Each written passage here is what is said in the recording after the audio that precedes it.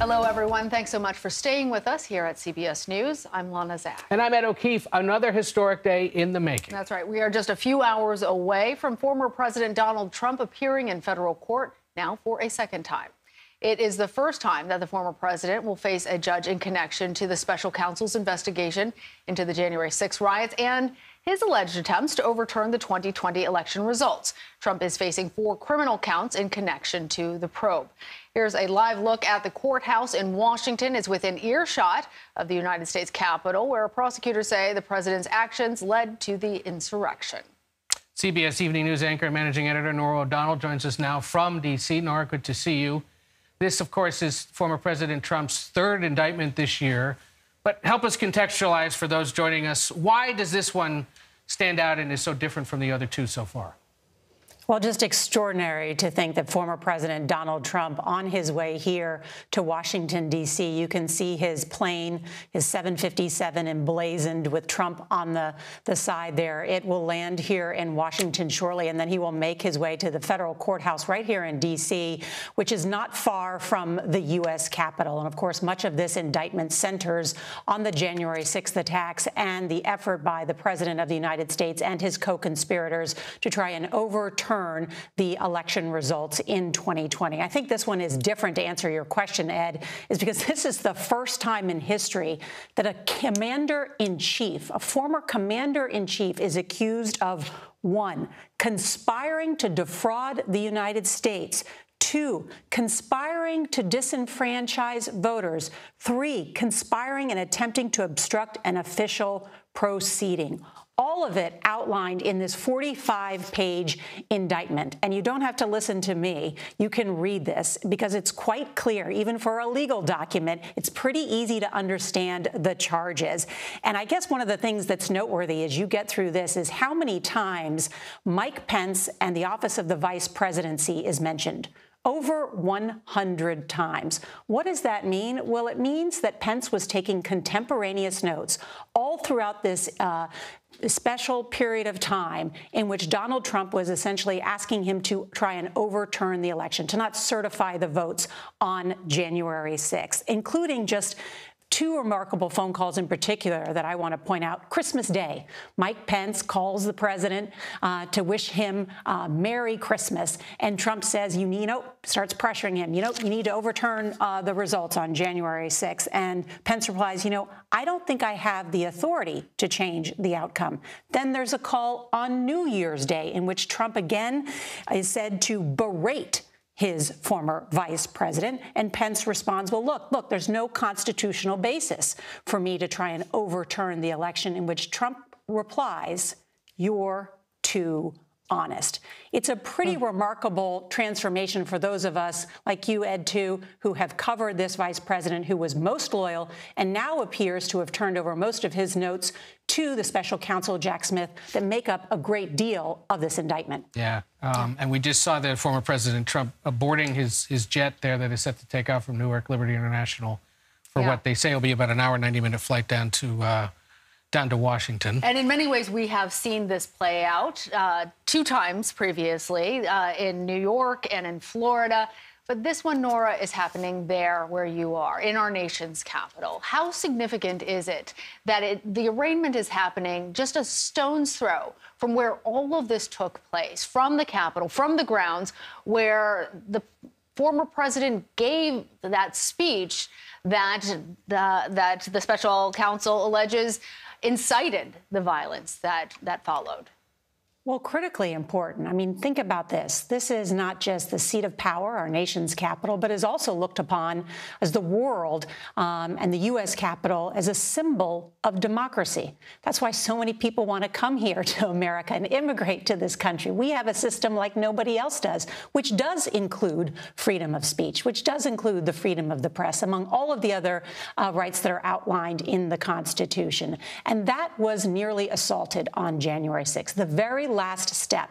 And yet we were able to, those Capitol police officers and others, and then the lawmakers who stayed late into the night in order to certify those election results to make sure there is a peaceful transfer of power. So the fact that Trump is coming here to face this arraignment in person here in our nation's capital, and then could ultimately be tried here, although his attorneys are trying to get a trial somewhere else, the fact that he will be tried here is significant. One of the things I learned today in researching and preparing for today is that of the 1,000 defendants who have gone before juries here in Washington, D.C., all of them have been convicted. So that's quite a record for the Department of Justice. The Department of Justice has been very busy for the past several years trying to bring justice to those individuals who defiled the U.S. Capitol, who tried to hurt law enforcement members, even lawmakers, in an effort to do what Donald Trump had asked them to do, which is delay or stop the certification of results. Many of those individuals are now in jail and have faced significant punishment by the Justice Department. And now the commander-in-chief, who the special counsel alleges fueled these lies that many of those January 6 defendants were prosecuted for, will face his own time before this magistrate judge today, and then later a trial by jury. And we should point out that his attorney, John Laura, told us yesterday on CBS Mornings that they're likely going to, and you alluded to this, make the motion to try to get this moved to West Virginia, right, where they argue politically, at least, they may find a more favorable jury pool. But as our Scott MacFarlane reminded us earlier today, there have been several motions by these defendants to move their trials out of Washington, and all of them have been rejected, making the argument that the crime occurred in Washington. You get tried in the place where the crime was committed, allegedly. Therefore, it's unlikely that even if they make the move to move it, that it would ever be granted by a judge. It's one of the reasons I became a political reporter here in Washington, and why we anchor this broadcast from here in Washington, D.C., is because not only did we witness 2 impeachments of this president and then what happened on January 6th, we're now going to have what is going to be one of the most extraordinary moments in American history, which is a trial of a former president right here in our nation's capital. Today marks the beginning of that. So, Norah, when you pick up coverage in a little bit, then what should we anticipate through the afternoon? Well, we'll have new reporting starting. We're going to start coverage, of course, when the president arrives here in our nation's capital and starts to make his way down to that federal courthouse close to the U.S. Capitol. We'll be joined by Robert Costa, who has new reporting. Nancy Cordes, Major Garrett is outside the courthouse there. You mentioned Scott MacFarlane. You know, he likes to get inside and listen, and he'll call us by phone or however he can to give us all the details. And, of course, our incredible team of election experts and lawyers to break all this down about what we are seeing here today. So an extraordinary moment, and a team of the best reporters and correspondents in the business here at CBS News. In a case fundamentally about American democracy. Norah O'Donnell, thank you. Thank you, Lana. CBS News Chief Washington correspondent Major Garrett is there outside of the courthouse that we've been discussing. Major, just tell us what you're seeing at this moment. So let me set the scene for you, and I've got a stick microphone just in case some of the people who just a few moments ago were using bullhorns to speak to one another. I will put that mildly. They're right in front of me. There's a small crowd, I'd say maybe 2 or 3 dozen. Trump supporters, those who are opposed to the former president, they're engaging with each other in large measure civilly. There are no fisticuffs. There are some raised voices, but it's all very, I would say, civil and orderly right now. There is, of course, a very large security presence, but I want to let people know that traffic is flowing as it normally would on the 2 most important streets right by this courthouse, Constitution and Pennsylvania Avenue. So as far as the security perimeter, it hasn't been pushed out to the way that traffic is being severely disrupted, even around this very courthouse. That may change as the former president approaches here, but right now, things are orderly in terms of traffic flow. They are orderly in terms of people who are here to protest or speak on behalf of the former president, and those very much opposed to the former president and find today's legal proceedings justifiable prosecution for what they regard as a crime against democracy. So that's the scene right here. One other thing I should, of course, note, this is a heavily covered media event. My producer, Arden Fari, and I have counted no fewer than 92 cameras in at least 40 different camera positions. There are probably more cameras than that. And by cameras, I mean stationary cameras. There are, of course, hundreds and hundreds of people walking around with small phone cameras memorializing this for themselves or for their larger social media following. So that's the scene here right now. We're about 2 hours away from the president's arrival. Crowds may increase, but right now it's civil, modest in size, and very orderly. And we should remind our viewers, this is a federal court. As we watch here images of Newark Liberty International, where the Trump plane, Major, I don't know if you can see this, is now taxiing towards the runway to head towards Washington. But remind people that Pettyman Federal Courthouse, where Major is standing, is but a block to the west of the U.S. Capitol, along or right at the intersection of Constitution and Pennsylvania, only a few blocks from the old Trump Hotel, only a few blocks further still from the White House. So it's right in the center of where all of this happened. And there goes the Trump jet now taking off there from Newark International Airport. Should take about an hour, 90 minutes to get to Reagan National. And then, Major, remind us what happens once he gets on the ground and heads to the courthouse. He's not going to be there very long, right? He will not be here very long. And in this sense, he is a former president, but he will be treated as every other defendant that comes before the bar in this courthouse. He will be processed. And what that means is he will be digitally fingerprinted. He will be escorted here from the airport by the Secret Service. He will be intercepted, that is to say, picked up and embraced by the U.S. Marshal Service just on the outside of this courthouse, brought into the courthouse. We are unlikely to see any of that. There's a special motorcade entrance to the back of this courthouse that goes beneath it through a series of tunnels.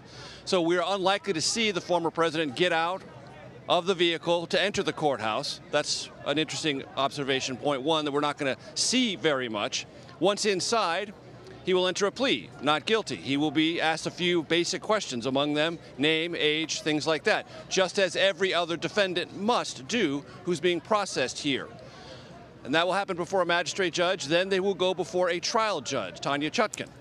And there'll be some procedural matters dealing with some matters related to the charges and the handling by that court of those charges in terms of dates and hearings and other matters. Then it will be over. And those on the Trump legal team have advised us it'll be less than an hour. And then he will leave, and we don't know if he will speak to reporters in any way, shape, or form before or after this event. If he does, obviously, many reporters, including CBS News, will be there to record whatever the former president says. There may be some sort of statement by a spokesperson for the Trump legal team. We are anticipating that. And then the president is scheduled to return to his private golf club in Bedminster, New Jersey. That's the procedural part of today. But to Norah's point and to your point, Ed, you can't really escape the momentous history around this.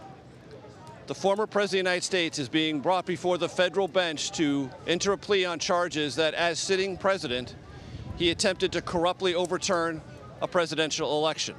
And the behavior that brought him here today continues this day on his social media platform.